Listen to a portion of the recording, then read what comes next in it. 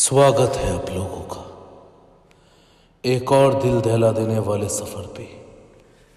घटना शुरू करने से पहले सबको गणेश चतुर्थी का हार्दिक शुभकामनाएं। सब खुश रहे, स्वस्थ रहे और ठीक रहे। जो मैं सुनाने जा रहा हूं ये ज्यादा नहीं, सिर्फ 1 साल पुरानी बात है। लेकिन ये 1 साल पुरानी घटना मेरे लिए किसी दहशत से कम नहीं था। उस रात को याद करते भी आज मैं थर थर कांप उठता हूं। जानना चाहते हैं क्या हुआ था?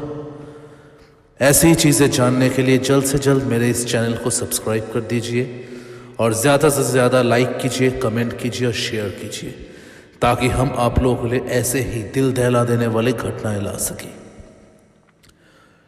आज से 1 साल पहले मैं और मेरे 2 दोस्त नितिन और महेश हमारे एक चौथे दोस्त के शादी के तरफ गए थे।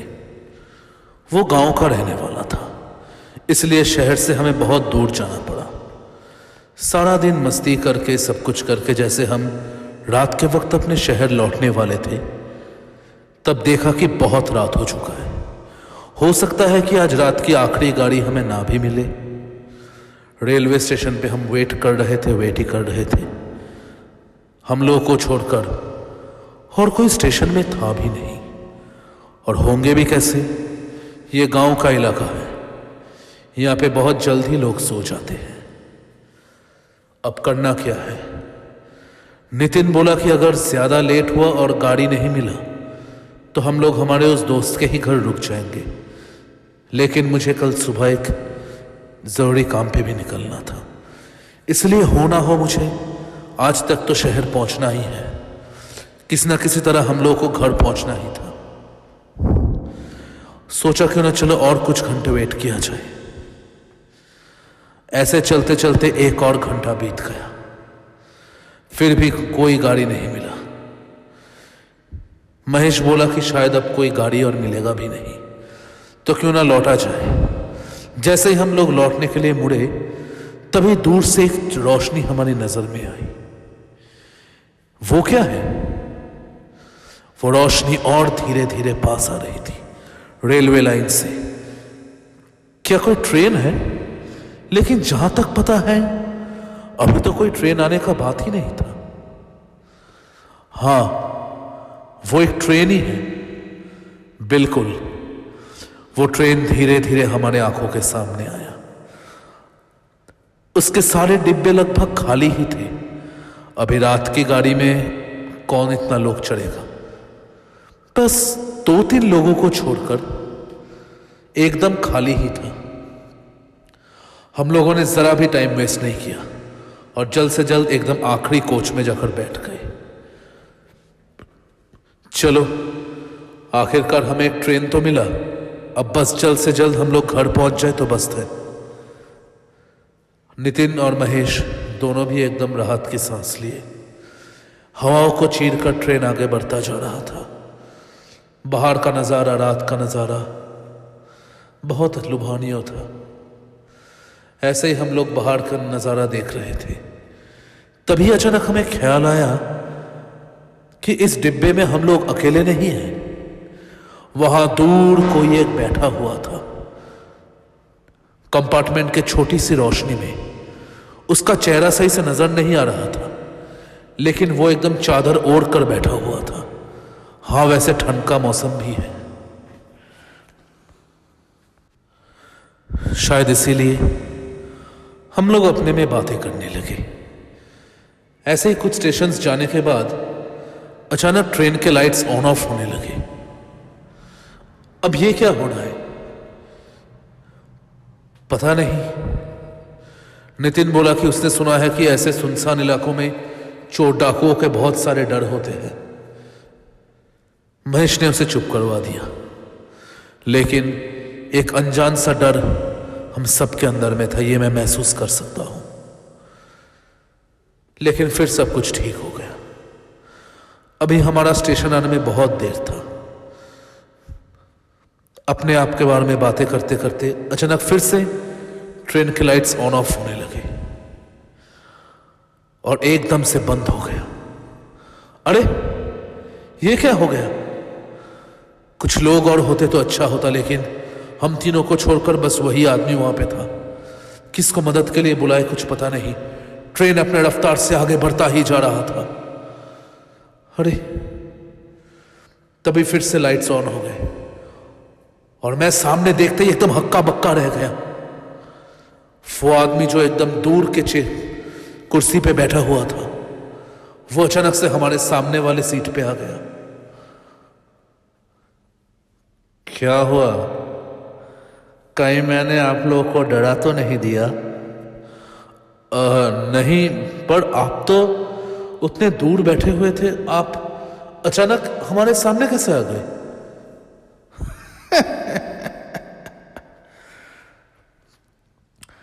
मैं जहां चाहूं, जिसके पास चाहूं मैं जा सकता हूं। मुझे कोई बंदिश नहीं है। देखा कि आप लोग अकेले बैठे हुए हैं, मैं भी अकेला ही था। सोचा क्यों ना आप लोगों से ही थोड़ा बातें कर लिया जाए। हाँ वो ठीक है। ऐसे ही वो इंसान हम तीनों की तरफ देखता रहा। देखकर उसने सवाल किया कि आप लोग किधर जा रहे हैं? हम लोग तो शहर की तरफ जा रहे हैं। आप? मेरा तो कोई ठिकाना नहीं। मैं जहां चाहूं वहीं जा सकता हूं। मेरा भी एक घर था, लेकिन अब कहीं भी मैं घूमता रहता हूं। जहां मन करे वहीं अपना बसेरा कर लेता हूं। उस आदमी के साथ एक बैग भी था। मुझे अचानक सा डर लगा कि कहीं उस बैग में छोड़ा या कोई राइफल वगैरह तो नहीं होगा, या फिर कोई छोटा पिस्टल। कहीं ये हमें लूट तो नहीं लेगा। घबराइए मत, मेरे इस बैग के अंदर कोई बंदूक, कोई छुरी, कुछ नहीं है। आप लोग बेफिक्र बैठे रहे। अरे ये कैसा बात हुआ? मैं तो यही सोच रहा था, इस इंसान को भी पता कैसे चला? खैर जो भी हो, उसने अपने थैले में से एक सफेद पेपर और 2-3 पेंसिल्स निकाली। अगर मैं आप लोगों को एक बात कहूं, क्या आप लोग विश्वास करेंगे?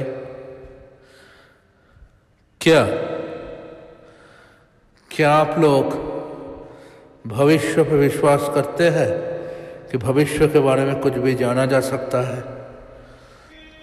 यह किस तरीके का मजाक है? महेश बोल उठा। मजाक नहीं है बाबू, भविष्य के बारे में जाना जा सकता है यदि सच्चे मन का लगन हो तो। हाँ, लेकिन कोई वर्तमान में रह के भविष्य के बारे में जान कैसे सकता है? क्या ये मुमकिन है? बिल्कुल मुमकिन है। मैंने अपने गुरु से यह विद्या सीखा है। यह विद्या मेरे शरीर के अंग अंग में है। यदि आप चाहे तो मैं आपका भविष्य इसी पेपर के ऊपर बना सकता हूं। सच में? यानी आपको बस मुझे तारीख और वक्त बताना पड़ेगा और आप खुद ही देख लेंगे। मुझे कुछ करने की जरूरत नहीं, मेरा शरीर खुद ब खुद आपका भविष्य बता देगा। नितिन बहुत एक्साइटेड था इन सबको सुन के। वही पहले बोला कि क्यों ना आप मेरा भविष्य बोले। ये सब बकवास है, इन सब पे भरोसा मत करो। महेश बोल उठा। इन सब लोगों का ये स्कीम है पैसे लूटने का। 1 मिनट महेश, क्या सच में आप ऐसा कर सकते हैं? विश्वास ना हो तो देख लीजिए। ठीक है, नीतीश बोल उठा। तो साल है 2035, वक्त 12 बजे।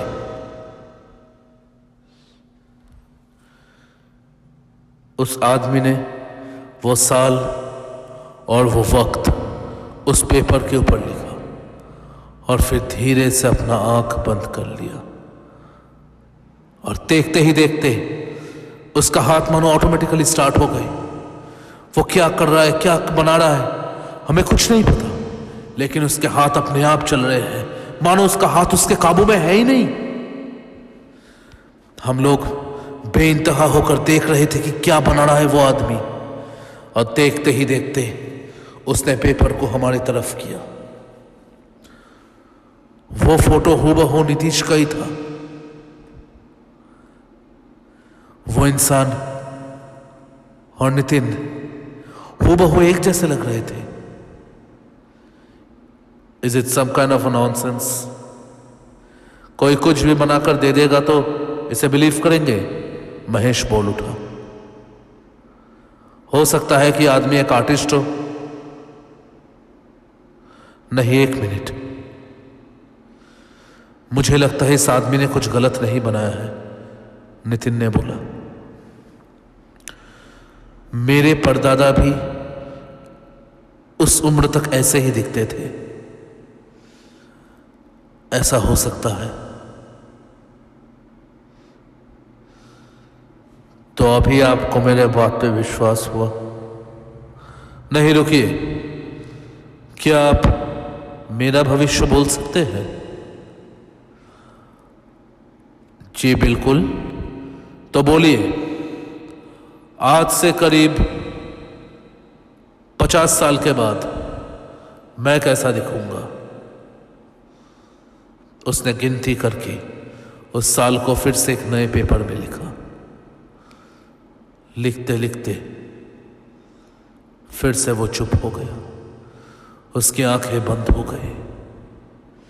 लेकिन क्या हुआ, इस बार उसके हाथ क्यों नहीं चल रहे हैं? अरे! और फिर से उसने आंख खोला। क्या हुआ? कोई तस्वीर नहीं है, तस्वीर नहीं मिल रहा। क्या मतलब?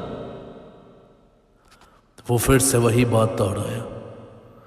कोई तस्वीर मिल नहीं रहा है।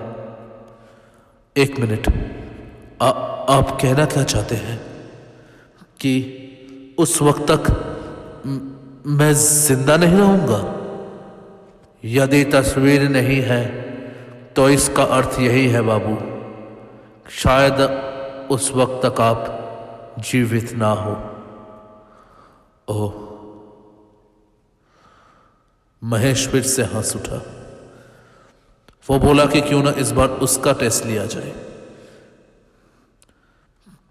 उसने मुझे कहा कि घड़ी में भी कितने बजे हैं। मैंने देखा कि रात के 12:30 बज चुके थे।